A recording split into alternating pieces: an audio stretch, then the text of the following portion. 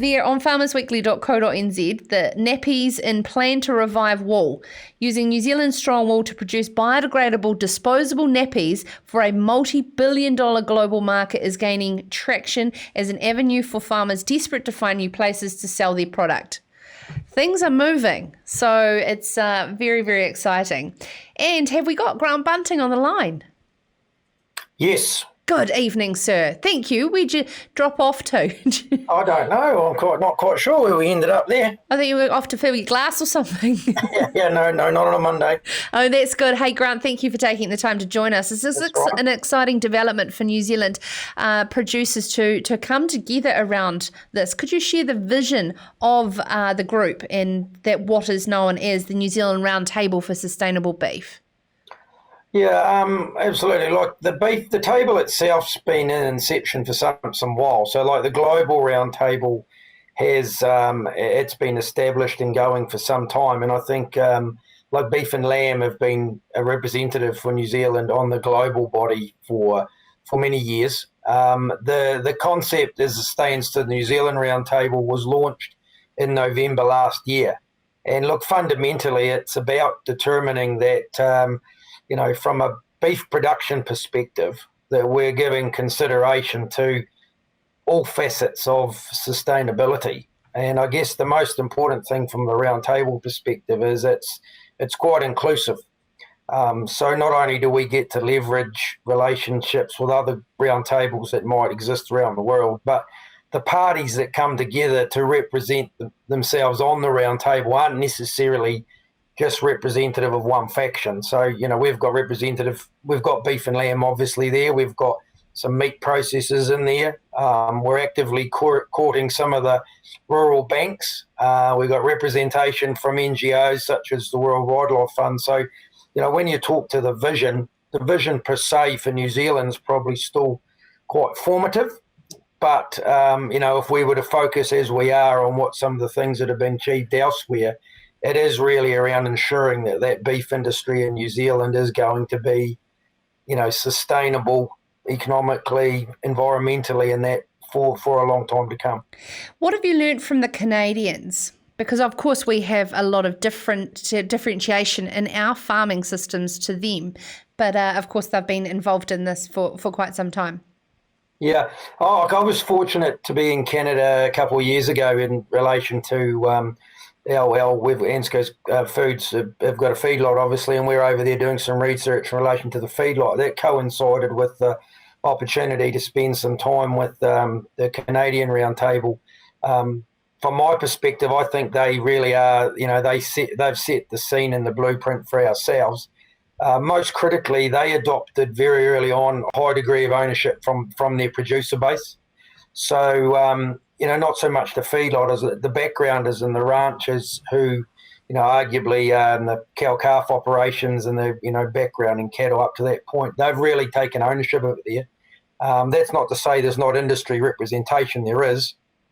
But instead of being led by industry per se, some of those ranchers really did see it being an opportunity to use that forum to lobby their regional and central governments with a view to some of the regulatory requirements they were facing. And I think they set a fantastic blueprint for us in the sense that, if you can get those people owning it per se, a lot of the challenges they faced aren't different to us. They might be, at times they may have evolved in different ways. But the one thing I think Canada offers us is you get that ownership at a producer base and they can use that ownership to leverage industry and the likes, then I think you're going to have a far more successful outcome. I'm just looking here in regards to the founding participants and member representatives. We have a large proportion of our beef made up from the dairy industry in New Zealand, and there lacks any dairy representation on this roundtable. Fonterra have been involved. So the roundtable itself, inception, sort of started with a working group a year and a half to 2 years ago. And Fonterra have been actively involved in that. As it stands at the moment, though, I think, they have said, look, they'll continue to be part of it from an affiliative perspective, but not necessarily directly involved as perhaps some of the other parties are. I'd like to think that'll change. As you well know, like a large part of New Zealand's manufacturing beef is derived ex-dairy. So I think there's a role for them at some point. You've been in this game a wee while, Grant, to put it politely, and have seen an evolving amount of industry challenges. Where's your head at now, and your advice to beef farmers of where we need to go with consumer trends?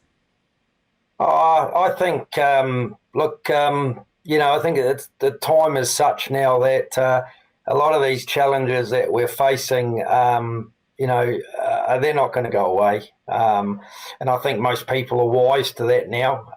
That's not to say they're not frustrating or they're not onerous, and perhaps sometimes they lack context. But, I don't think it's a single government thing anymore. I don't think, while some parties will have more empathy maybe for the rural sector than others, there is there's a real awakening globally, I suppose, that sees people with a view, and that view is the impact of the product you're consuming. In this case, red meat. Is it having a positive outcome or a positive influence on environmental factors and the likes? And you've got to give that consideration. So what is the role of the group next, and what you want to achieve in the next 12 to 24 months? Well, look, from my perspective, I'm very keen, based on the Canadians, to see, I'd like to transition in our first AGM next March. I'd really like to see a producer, beef farmer take the reins.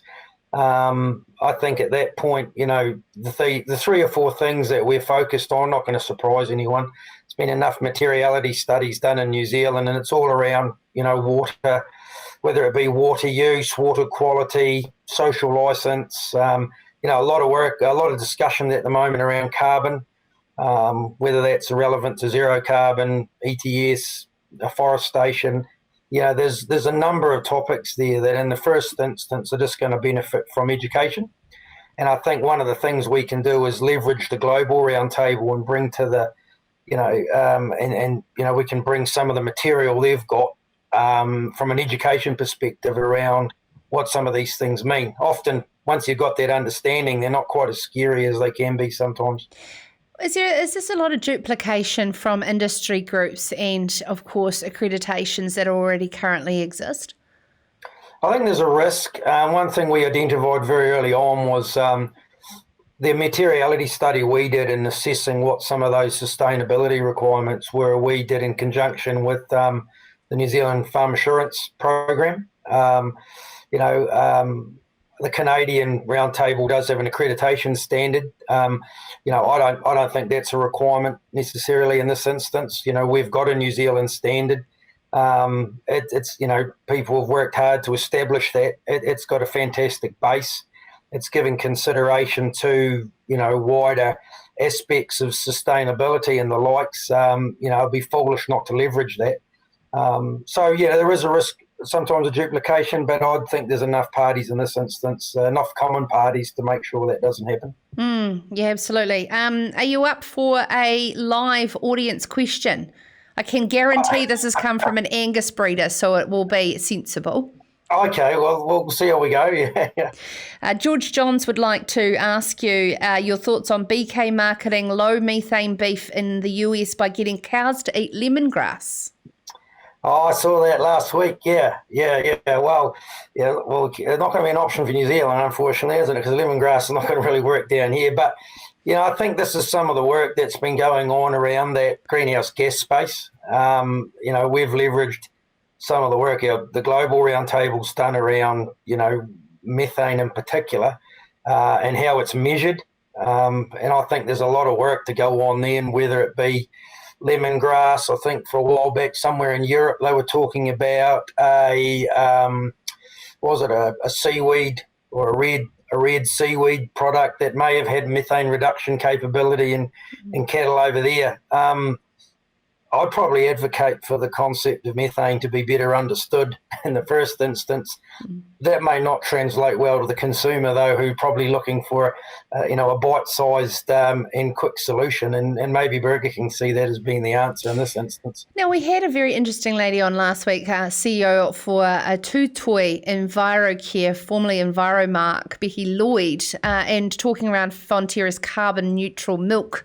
And a lot of these types of things are all measured so differently. Is a sustainable roundtable for beef looking at carbon neutrality for beef in New Zealand?